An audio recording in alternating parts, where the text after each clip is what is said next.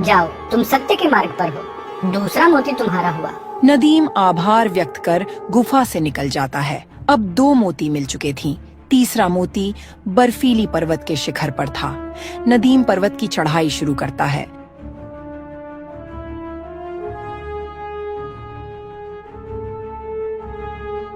रास्ते में उसे बर्फीली चट्टानों से पार होना था। वह चढ़ते चढ़ते शिखर के नजदीक पहुंचता है। वहां एक गुफा जैसी संरचना थी। गुफा के अंत में एक बर्फ की वेदी पर बर्फ देवी की मूर्ति थी। नदीम देवी के सामने हाथ जोड़कर खड़ा हो जाता है। हे बर्फ की देवी, मुझे तीसरा मोती चाहिए ताकि मैं वृक्ष को बचा सकूं। मोती पाना आसान नहीं है राजन। तुमने साहस और सत्य का परिचय दिया है, पर क्या तुम त्याग कर सकते हो? यदि मैंने मोती देने की शर्त रखी कि तुम्हें कुछ प्रिय वस्तु छोड़नी होगी, तो क्या तुम त्याग कर सकोगे? मैं त्याग करूंगा। मेरे लिए राज्य का कल्याण प्रिय है। मेरे लिए वृक्ष का जीवन प्रिय है। मैं अपना कोई भी प्रिय सामर्थ्य त्यागने को तैयार हूँ। तो बताओ तुम्हारी प्रिय वस्तु क्या है? नदीम सोचता है। उसे अपनी बांसुरी बहुत प्रिय थी। बचपन से उसने उसे संभाल रखा था, क्योंकि उसकी माँ मरते वक्त उसे बांसुरी बहुत प्यार से दिया था।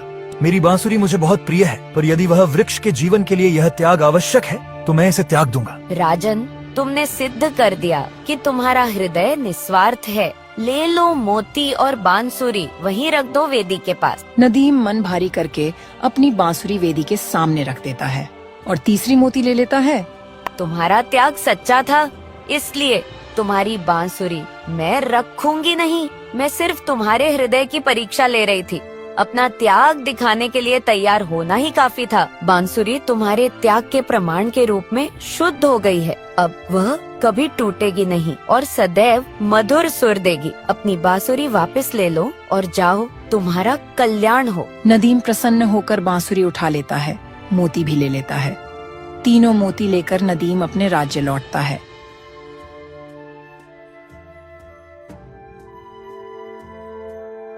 लंबी यात्रा के बाद वह महल पहुंचता है।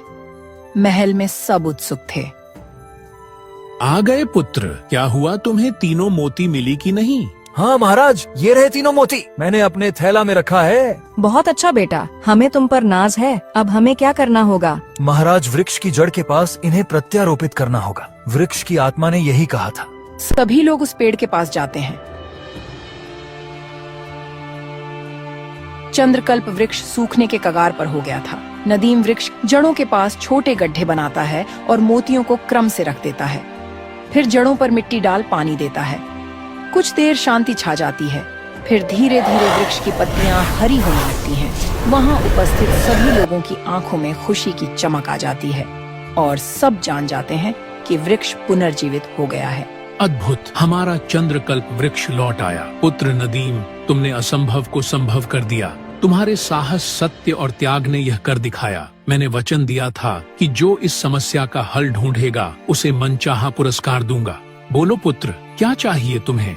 महाराज, मैंने यह सब किसी पुरस्कार की चाह में नहीं किया। मुझे बस इतना चाहिए कि इस वृक्ष को सच्चा मित्र मिल गया है, जैसा वृक्ष चाहता था। सच्चा मित्र? मैं कुछ समझा नहीं। तुम्हारा कहने का अर्थ क्या है? महाराज, सच्चा मित्र वो होता है जो दूसरे के दुख को समझे, उसके लिए कुछ त्याग कर सके। मैंने वृक्ष से सीखा कि हमें प्रकृति को केवल लेना नहीं, देना भी चाहिए। यह वृक्ष अब मेरा मित्र है और मैं इसका देखभाल जीवन भर करूंगा। और जितना भी मेरे आसपास वृक्ष है, मैं उसे पानी दूंगा। बेटा, तुम्हारा हृदय बड़ा है, फिर भी हम तुम्हें कुछ देना चाहते हैं। यदि आप कुछ करना ही चाहते हैं तो राज्य के लोगों को प्रकृति के प्रति संवेदनशील बनाइए। वृक्षों की देखभाल के लिए नियम बनाइए। पर्यावरण की रक्षा कीजिए ताकि चंद्रकल्प वृक्ष अकेला न महसूस करे। ऐसा ही होगा। मैं यह घोषणा करता हूँ कि राज्य में वृक्षारोपण होगा। वन रक्षक नियुक्त किए जाएंगे और सभी को प्रकृति की अहमियत समझाई जाएगी। कुछ दिन बाद नदीम अपने गांव चंडीपुर लौटता है। वहां के लोग उसका स्वागत करते हैं। नदीम बेटा, तुम्हारे साहस और सत्य ने हमें गर्वित किया। मैंने सोचा भी न था कि तुम ऐसा करोगे। तुमने हमें सबक सिखाया कि छोटे लोग भी बड़ा काम कर सकते हैं। बाबा, मैंने सिर्फ कोशिश की। हमें कभी छोटा बड़ा नहीं सोचना चाहिए, बस सत्य और नेक रास्ते पर चलना चाहिए। इसी तरह पूरे राज्य के लोग खुशी खुशी अपना जीवन बिताने लगते हैं। यह कहानी हमें सिखाती है कि सच्ची मित्रता केवल मानवों के बीच ही नहीं बल्कि मनुष्य और प्रकृति के बीच भी संभव है। हमें प्रकृति से सिर्फ लेना नहीं देना भी चाहिए। सम्मान, देखभाल और प्रेम, साहस, सत्य और त्याग से असंभव लगने वाले कार्य भी पूरे हो जाते हैं। एक साधारण व्यक्ति भी असाधारण बदलाव ला सकता है यदि वह सच्चे हृदय से प्रयास करे। इसी तरह जब हम दूसरों की जरूरत समझते हैं, उनके लिए त्याग करने को तैयार होते हैं, तब हम सच्ची मित्रता के मोती अर्जित करते हैं। ये मोती वही ऊर्जा देते हैं जो पूरे समाज को, पूरे पर्यावरण को सच्ची खुशहाली प्रदान करती है। बचाओ बचाओ, कोई मुझे बचाओ, बचाओ बचाओ, कोई मुझे बचाओ। वह दौड़कर देखता है कि एक छोटी लड़की एक पत्थर पर फंसी थी जहाँ पानी का प्रवाह तेज था। यदि वह गलती से गिर गई तो बहाव उसे दूर ले जाएगा। आरव आगे बढ़ता है, बड़ी मुश्किल से लड़की को खींचकर सुरक्षित किनारे पर लाता है। लड़की कांप रही थी। धन्यवाद भैया, मैं पानी भरने आई थी, पैर फिसल गया। अब तुम सुरक्षित हो। तुम कहाँ रहती हो? दूर एक छोटी बस्ती है, मैं वहीं रहती हूँ। आप मेरे घर चलिए, खाना खा लीजिए। लगता है आप कई दिन से भूखे हैं। प्राचीन समय की बात है। नंदनपुर नाम का एक बड़ा और खुशहाल राज्य था जहाँ के लोग खेती बाड़ी, कारोबार और कला कौशल में माहिर थे। लेकिन इस राज्य के भीतर एक गहरी तकलीफ छिपी थी। बरसों से राज्य के दो हिस्सों के बीच आपसी दुश्मनी और नफरत बनी हुई थी। उत्तर में उदयपाट और दक्षिण में सूर्यपाट नाम के दो इलाके थे जहाँ आए दिन झगड़े और छोटी मोटी लड़ाइयाँ हो जाती थीं। राजा सुखदेव इन लगातार होते विवादों से बहुत परेशान थे। वह चाहते थे कि पूरे राज्य में शांति हो, लोग प्यार से रहें, पर उनकी सारी कोशिशें बेकार साबित हो रही थीं। राजमहल में एक पुरानी कहानी प्रचलित थी कि जब राज्य के पहले राजा महाराज राम विजय का दौर था, तब एक जादुई तलवार बनाई गई थी, अखंड सुदर्शन तलवार, जो राज्य में मेल जोल और शांति बनाए रखती थी। जब तक वह तलवार सही सलामत थी, राज्य में कभी झगड़े नहीं हुए। लेकिन एक भयानक जंग के दौरान वह तलवार टूट गई और तब से लोगों के बीच आपसी दुश्मनी बढ़ती चली गई। यह कहा जाता था कि अगर कोई उस टूटी तलवार के टुकड़ों को फिर से जोड़ दे तो तलवार की जादुई ताकत वापस आ जाएगी और राज्य में फिर से प्यार और भाईचारा लौट आएगा। उस तलवार की धातु में ऐसी अनोखी शक्ति थी जिसे केवल वही इंसान फिर से जोड़ सकता था, जिसके दिल में ज्ञान, समझ, त्याग और प्रेम की रोशनी जलती हो। उसी राज्य के एक छोटे से गांव कांजलपुर में एक जवान लोहार आरव रहता था। आरव बेटे, सुना है कि दरबार में फिर झगड़ा बढ़ रहा है। उत्तर और दक्षिण के लोग एक दूसरे से दुश्मनी करते हैं, कभी सामान देना बंद कर देते हैं तो कभी रास्ते बंद कर देते हैं। हाँ, बाबा सुखदेव भी बहुत चिंतित हैं, पर कोई उपाय नहीं मिल रहा। कहते हैं कि टूटी तलवार को जोड़ दो तो शांति आ जाए, पर भला यह कौन करे? मैंने सुना है कि तलवार जादुई है और उसे जोड़ने के लिए कोई अद्भुत गुण चाहिए। मुझे पता नहीं मैं कर पाऊंगा या नहीं, पर मैं कोशिश करना चाहता हूँ। अरे भाई, तुम यह क्या सोच रहे हो? तुम एक साधारण लोहार हो। बड़े बड़े लोहारों ने कोशिश कर ली लेकिन सब असफल रहे। भला तुम क्या कर पाओगे?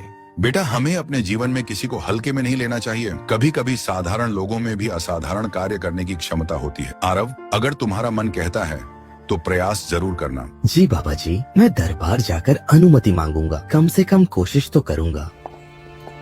आरव राजमहल में जाता है, तभी सैनिक उसे रोकते हैं। रुको, तुम कौन हो और यहाँ क्यों आए हो? मैं आरव हूँ, कांजलपुर का लोहार हूँ। मुझे महाराज से भेंट करनी है। मैं टूटी तलवार के बारे में बात करना चाहता हूँ। टूटी तलवार? उसे तो बड़े बड़े लोहार और जादूगर और महान शक्तिशाली ऋषि मुनि नहीं जोड़ पाए, तो तुम उसके बारे में क्या जानने आए हो? तुम्हें उससे क्या लेना देना? चले जाओ यहाँ से, नहीं तो तुम्हें बंदी बना लिया जाएगा और कारागार में डाल दिया जाएगा। मैं कोशिश करना चाहता हूँ उसे जोड़ने की। थोड़ी देर बाद एक मंत्री बाहर आता है। चलो अंदर, महाराज स्वयं सुनेंगे तुम्हारी बात। आरव मंत्री के साथ अंदर जाता है। दरबार में महाराज सुखदेव सिंहासन पर बैठे थे। रानी पद्मिनी पास में खड़ी थी। कहो युवक, तुम्हारी आंखों में जिज्ञासा है, इच्छा है, तुम क्या कहना चाहते हो? महाराज, मैंने सुना है कि अखंड सुदर्शन तलवार टूटी पड़ी है उसे जोड़ने से शांति लौटेगी। मैं लोहार हूँ, मैं उसे जोड़ने की कोशिश करना चाहता हूँ। आरव को इतना कहते ही सभी लोग असमंजस पे पड़ जाते हैं कि यह साधारण लड़का तलवार को कैसे जोड़ पाएगा। आरव, इस कार्य में बड़े बड़े विफल हुए हैं। तुम में ऐसा क्या है जो तुम्हें सफल करेगा? मुझे नहीं पता महाराज, पर मैं यह जानता हूँ कि मैं अपनी संपूर्ण निष्ठा, समर्पण और प्रेम इस कार्य में लगा दूंगा। हमारे राज्य को शांति चाहिए और मुझे लगता है कि कोई न कोई रास्ता जरूर निकलेगा। राजन, तुम्हारी बातें सुनकर प्रसन्नता हो रही है। कम से कम तुम प्रयास करने के लिए सोच तो रहे हो। तो ठीक है, तुम्हें अनुमति है। तलवार के दोनों खंड हमने महल के गुप्त कक्ष में सुरक्षित रखे हैं, लेकिन याद रहे यह सरल नहीं होगा। तलवार में प्राचीन जादुई ऊर्जा है। उसे जोड़ने के लिए सिर्फ हथौड़ा और आग पर्याप्त नहीं। तुम्हें एक यात्रा पर निकलना होगा। 3 वस्तुएं खोजनी होंगी जो तलवार के धातु को पुनर्जीवित करेंगी। यह 3 वस्तुएं आज तक कोई नहीं ला पाया। कैसी वस्तुएं हैं महाराज? पहली वस्तु निर्मल जल बूंद, जो उत्तर की पहाड़ियों में बहने वाली एक झरने से मिलती है। वह झरना मानव की करुणा से प्रकट होता है। दूसरी वस्तु सत्य का धातु कण, जो दक्षिणी मरुस्थल के अंत में स्थित एक प्राचीन खदान में मिलता है। तीसरी वस्तु त्याग की अग्नि, जो एक दूरस्थ जंगल के साधु के आश्रम में जागृत होती है, जहाँ अपने प्रिय को त्याग कर अग्नि प्रज्वलित करनी पड़ती है। अगर तुम यह तीनों वस्तुएं ला सको तो हम तलवार तुम्हें देंगे। तुम अपनी कला आजमा सकते हो।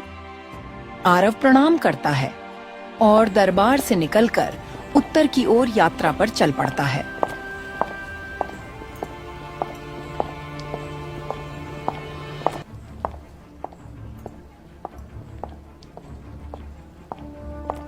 कई दिन चलने के बाद वह ऊंची पहाड़ियों पर पहुंचता है, जहां उसने एक सुंदर झरने के बारे में सुना था।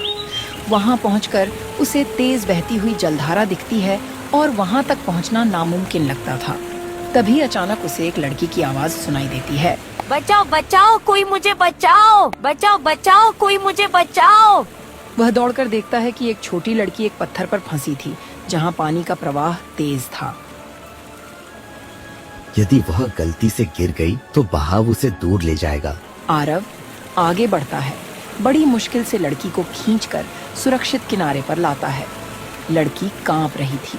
धन्यवाद भैया, मैं पानी भरने आई थी, पैर फिसल गया। अब तुम सुरक्षित हो। तुम कहाँ रहती हो? दूर एक छोटी बस्ती है, मैं वहीं रहती हूँ। आप मेरे घर चलिए, खाना खा लीजिए। लगता है आप कई दिन से भूखे हैं। आरव उसके घर जाता है, जहाँ उसकी माँ चिंता में डूबी थी। माँ रोते हुए बोलती है और आरव के धन्यवाद करती है। ईश्वर तुम्हें आशीर्वाद दे बेटा, हम तुम्हारे एहसानमंद रहेंगे। लड़की की माँ घर के कोने से एक छोटी चमकीली शीशी निकालती है, जिसमें निर्मल जल की एक बूंद रखी थी। यह वही जल था जिसके बारे में राजा ने कहा था। मैं जानती हूँ कि तुम उस निर्मल जल बूंद की तलाश में हो। इस पहाड़ी पर ऐसा जल मिलता है, पर केवल उस व्यक्ति को मिलता है जो सहानुभूति दिखाए। तुमने मेरी बेटी की जान बचाई, अपने लक्ष्य को भुलाकर पहले उसे बचाया। यही करुणा की निशानी है। यह लो वह निर्मल जल बूंद। यह तुम्हारी पहली वस्तु है। इसके लिए बहुत राजा महाराजा यहाँ आए, लेकिन कोई इसे प्राप्त नहीं कर सका। आरव हैरान होकर शीशी ले लेता है। हे देवी, आपको कैसे पता कि मुझे इसकी जरूरत है? जगत में सब आपस में जुड़ा है बेटा। बहादुरी दिखाने वाले को प्रकृति भी मदद करती है। जाओ आगे बढ़ो। आरव आभार व्यक्त कर आगे बढ़ता है।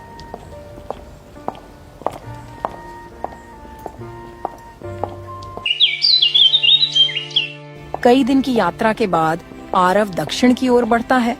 धूप तेज थी, वह हिम्मत नहीं हारता। धीरे धीरे आगे बढ़ता है। तभी उसे एक वृद्ध यात्री मिलते हैं, जिनके होंठ सूखे थे। वे थककर जमीन पर बैठे थे। बेटा, थोड़ा पानी है क्या तुम्हारे पास? बहुत जोर से प्यास लगी। अगर पानी नहीं मिला तो मैं यही तड़प तड़प कर मर जाऊंगा। बाबा, मेरे पास तो पानी नहीं है, मगर मैं आपको ऐसे नहीं छोड़ूंगा। मैं अभी पानी की तलाश करता हूँ, आप कुछ देर रुकिए। आरव पानी की तलाश करता है, मगर उसे कहीं भी पानी नजर नहीं आता है।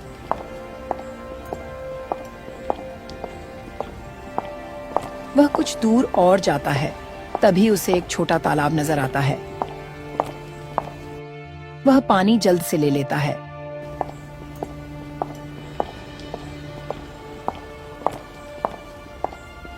और बूढ़े बाबा के पास जाता है तो देखता है कि बाबा प्यास की वजह से बेहोश हो चुके थे। वह बाबा को पानी पिलाता है। तब उन्हें होश आता है। धन्यवाद पुत्र, तुम सत्य के मार्ग पर हो। बाबा, आप कौन हो और आप इस पीरान पहाड़ी इलाका में आप क्या करने आए हो? मैं इस मरुस्थल का रखवाला हूँ। तुम सत्य का धातुकण ढूंढने आए हो जो गहरी खदान में मिलता है, लेकिन खदान का दरवाजा खुलने से पहले तुम्हें सत्य की परीक्षा पास करनी होगी। हाँ बाबा, मैं इसके लिए तैयार हूँ। हाँ तो बताओ, क्या तुमने कभी निस्वार्थ से काम किया है? क्या तुमने कभी अपने मन में झूठ पालकर किसी को चोट पहुँचाई? आरव सोच में पड़ जाता है और कुछ देर बाद बोलता है, मैं संपूर्ण सत्यवादी होने का दावा नहीं करता। बचपन में मैंने एक बार झूठ बोला था। अपने मित्र के पकवान खा लिए और उस पर इल्जाम लगा दिया था, पर उस गलती के बाद मैंने सत्य अपनाया, मित्र से क्षमा मांगी और तब से कभी झूठ नहीं बोला। सत्य यह नहीं कि कभी गलती न की हो, सत्य यह है कि गलती कबूल कर सुधरने का साहस रखो। तुमने अपना बीता झूठ स्वीकार किया, यह तुम्हारी सत्यनिष्ठा का प्रमाण है। जाओ, दक्षिणी मरुस्थल के अंत में तुम्हें एक छोटी पहाड़ी दिखेगी, वहाँ पुरानी खदान है, तुम्हें धातुकण वहीं मिलेगा। बूढ़े व्यक्ति वहाँ से गायब हो जाते हैं। आरव आगे बढ़ता है और खदान तक पहुंचता है।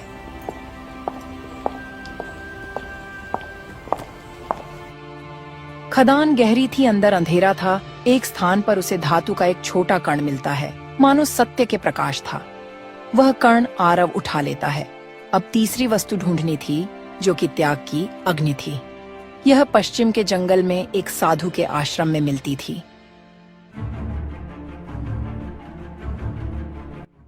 वह पश्चिम की ओर बढ़ता है, कई दिन सफर करता है। वह एक साफ जगह पहुंचता है, जहां एक छोटी कुटिया और साधु दिखाई देते हैं, जो गहरी धुन रमाए आंखें बंद करके बैठे थे। स्वामी जी, मैं त्याग की अग्नि लेने आया हूँ। तलवार जोड़कर राज्य में शांति लाना चाहता हूँ। साधु आंखें खोलते हैं, उनका चेहरा खुशी से भरा था। अच्छा, त्याग की अग्नि चाहिए? आसान नहीं। त्याग की अग्नि तब जलती है जब कोई व्यक्ति अपने प्रिय चीज का त्याग करे। मेरे पास कीमती कुछ नहीं है स्वामी जी, मैं साधारण लोहार हूँ। मेरे पास बस मेरे औजार, मेरा हथौड़ा, मेरी बिलौरी पत्थर है, जिस पर मैं धातु गर्म करता हूँ। सब साधारण है। अपने हृदय को टटोलो, ऐसी कौन सी वस्तु है जो तुम्हारा अत्यंत प्रिय है? आरव सोचता है। उसे अपनी माँ द्वारा दी गई एक पुरानी अंगूठी याद आती है, जो वह हमेशा अपने पास रखता था। वह अंगूठी उसकी माँ की अंतिम निशानी थी।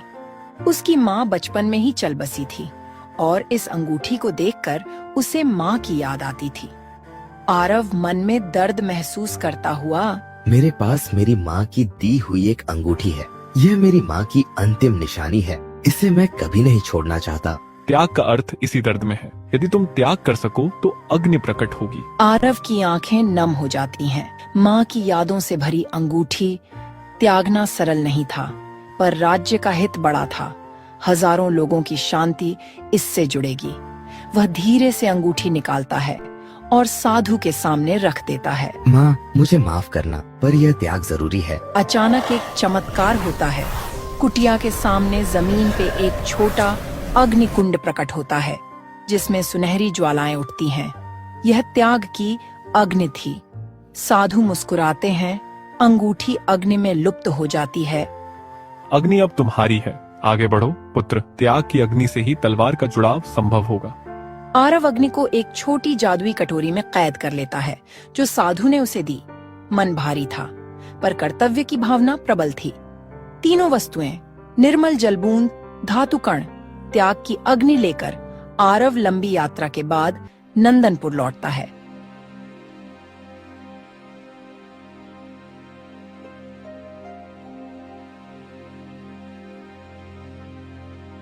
महल के द्वार पर सैनिक अब उसे सम्मान से अंदर ले जाते हैं।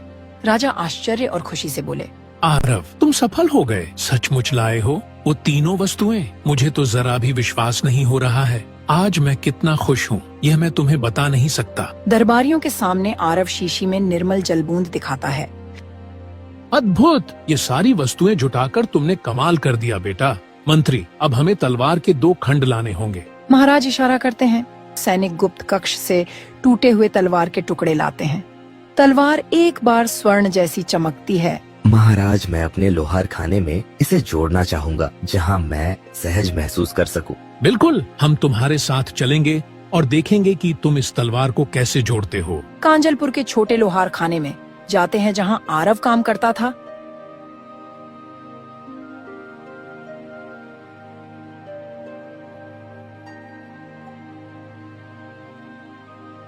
एक साधारण भट्टी में डालता है और हथौड़ा मारता है। महाराज, रानी, मंत्री पास खड़े देखते हैं। गांव वाले भी एकत्र थे।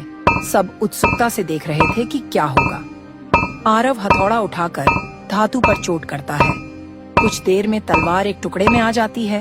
उसकी चमक लौटने लगती है। अब तलवार पूरी तरह जुड़ गई थी। राजा ये देखकर बहुत खुश हुआ। मुझे लग रहा है कि मानो मेरे सर से बोझ हट गया हो। यह तलवार अब अखंड है और इसकी ऊर्जा शांति का संदेश दे रही है। उसी क्षण राज्य के उत्तर और दक्षिण पक्षों में कुछ अद्भुत होता है। लोग जो कल तक दुश्मनी पाले थे, उन्हें मन में एक नई कोमल भावना महसूस होती है। विरोधी धुंध की तरह छूटने लगता है और एक दूसरे के प्रति समझ, करुणा और विश्वास पनपने लगते हैं। यह खबर फैल जाती है कि तलवार जुड़ गई है। लोग मेल मिलाप करने लगते हैं। यह तो चमत्कार है। तलवार की ऊर्जा पूरे राज्य में बह गई है। हमने जो सदियों से चाहा वह आज संभव हुआ। आरव, तुमने सिद्ध कर दिया कि अच्छे गुण, त्याग, सत्य और करुणा से बड़ा कोई बल नहीं होता है। मैं तुम्हें राजकीय सम्मान देता हूँ। आरव, मांगो, जो मांगना चाहते हो वह मांगो। आधा राज्य भी मांगोगे तो वो भी कम होगा। महाराज, मुझे कुछ भौतिक इनाम नहीं चाहिए। मेरा इनाम यही है कि हमारा राज्य फिर से शांति से जी सके। हाँ, यदि आप कुछ करना चाहते हैं तो राज्य में शिक्षा और सद्भावना को बढ़ावा दें। सुनिश्चित करें कि बच्चों को बचपन से ही करुणा, सत्य और त्याग का महत्व सिखाया जाए। एक ऐसा विद्यालय खोलिए जहाँ शास्त्रों के साथ मानवीय मूल्यों की शिक्षा मिले। ऐसा ही होगा। हम राज्य में नैतिक शिक्षा के केंद्र स्थापित करेंगे ताकि आने वाली पीढ़ियां तलवार पर निर्भर न रहें, बल्कि स्वयं अपने भीतर के गुणों से शांति कायम करें। हम त्याग की अग्नि, सत्य के धातुकण और निर्मल जल बूंद का अर्थ समझ गए हैं। यह तीनों मानवीय गुणों के प्रतीक हैं। कुछ दिन बाद आरव अपने गांव लौटता है।